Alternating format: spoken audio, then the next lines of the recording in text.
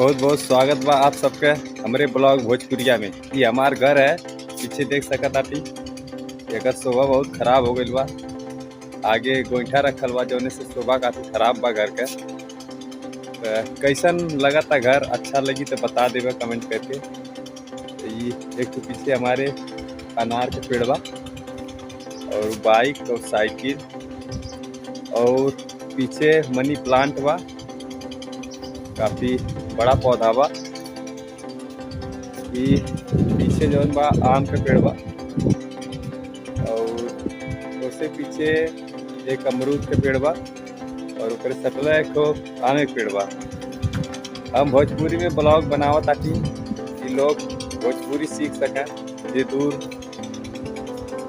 से बा, मतलब जे भोजपुरी में ना बोल पावाला, दूसरे राज्य के बा आदमी अगर भोजपुरी ना बोल पाता तो भोजपुरी हमसे सीख सकाला कि यूपी वाले और बिहार वाले कैसे भोजपुरी बोलल।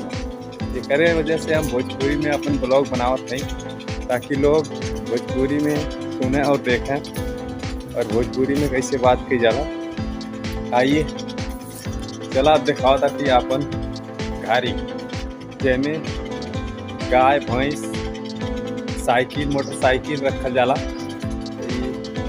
एगो गाय बा,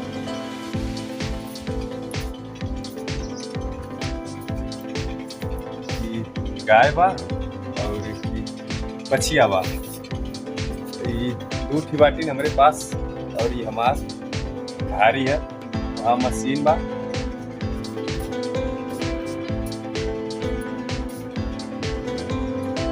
ये मशीन बा। यहाँ पे छाटा वाटा बलाई होता है, जैसे घास पालल जाला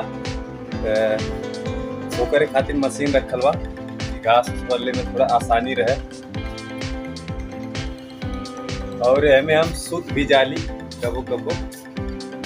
मान लीजिए जैसे अगर गाय बछड़ा दे दिले या फिर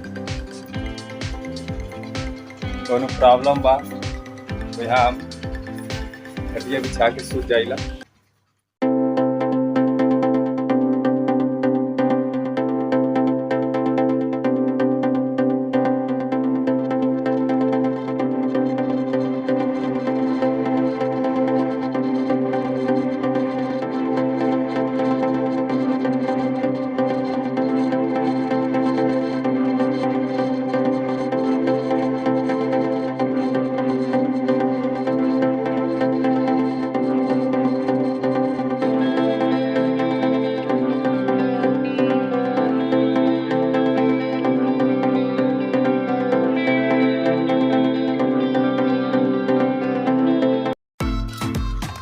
ब्लॉग कैसन लगा था? अगर ब्लॉग अच्छा लगा था भोजपुरी में तो लाइक करिएगा चैनल को, और चैनल पे पहली बार आए हैं तो चैनल को सब्सक्राइब करिएगा।